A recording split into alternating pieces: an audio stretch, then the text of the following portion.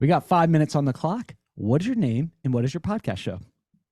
My name is Matt Certo, and the podcast show is Brand Narrative.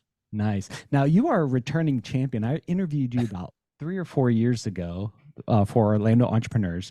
But talk to us about your new show and why you started it. Absolutely.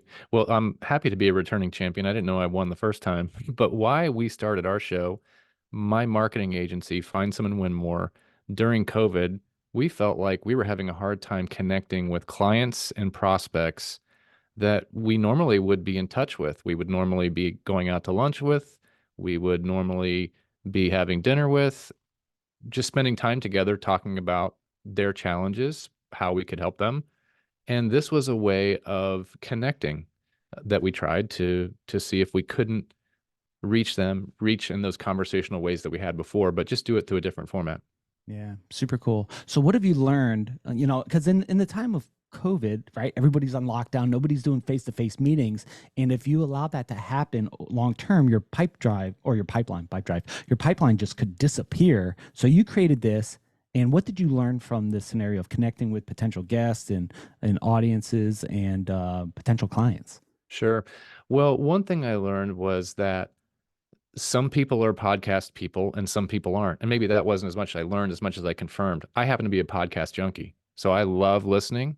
I learn a lot through listening. It occupies a lot of my downtime when I'm driving or walking the dog. And so there are people like me that I found within our client base and prospect base, but not everyone likes to listen to podcasts. Some people think they're a waste of time. But I learned that for those that like to listen, this is a great way to stay connected with them, or a great way for them to engage with us in a way that they wouldn't normally. Yeah. So when you created your show, you had this in mind, like we got to keep the pipeline going. We've got to keep this connection going because you're such a relationship driven person, right? So Yes. you did this and like talk to us about maybe some of the effects of your show as you started it. Well, what we found was it was a great way to meet people. I had one person say, you should talk to so and so because they would be a great guest for your podcast. Well, that person became a client. Never would have thought that. One person we invited on blindly because I thought their story was very interesting. I thought I would be ignored, but that person accepted, came on the show, and then ultimately became a client. That wasn't why I did it, but it was a side effect, if you will, Yeah. of the process. Yeah. Now you could cold call people all day. Hey, would you like to use our marketing services with blah blah blah, or would you like to be on our podcast show? And then that allows you to qualify them. Would I even like working with them, and could I help them? So you Sure. did this, and it worked for you multiple times. So give us some ideas on what you've done for the podcast show in terms of like what were some of the wins other than connecting with people and maybe some deals.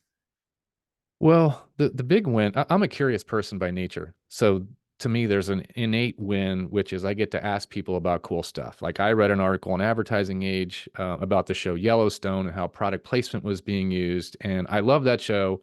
And there was a professor at the University of Indiana, a marketing professor, who was asked about her perspective on this because she's an expert in it. And I just emailed her and said, hey, would you like to come on and talk about this? And she did. She was like, I love doing this and I'd like to do it for future concepts. So, having that opportunity to scratch the curiosity itch, it was a real plus too. Yeah. Product placement is huge, man. If you look at any of The Rock's videos, he's always has like, here's my products, here's my services. Oh, So yeah. really cool of how you put that together. What does the future look like for you and your podcast? Well, we're going to continue to focus on looking at topics we're interested in, Mhm. looking at people that we're interested in. And then also we have some people inside that we want to start inside our company that we want to start bringing into the fold also because they're saying really cool things in staff meetings, really insightful things. And I look at that and say, gosh, she'd be great on our podcast to explain that to customers. And we haven't done that to this point. So it's been a slow burn for us, but we're going to keep the momentum going. Cool. So if people want to know more about you and your podcast show, what's the podcast and where can people find it? Sure. Well, brandnarrative.fm is the podcast, and it's sponsored by our agency, Find Some and Win More, findsomeandwinmore.com. And we're all over social media. If you want to look at us on Instagram, you can just look for Find Some and Win More. And we're on LinkedIn as well. So Sounds good. Hey, we did this all under 5 minutes. Audience out there, reach out to our guests, say thank you, connect with them, especially if you need some help. Hope you guys have a great day, and we'll talk to you all on the next episode.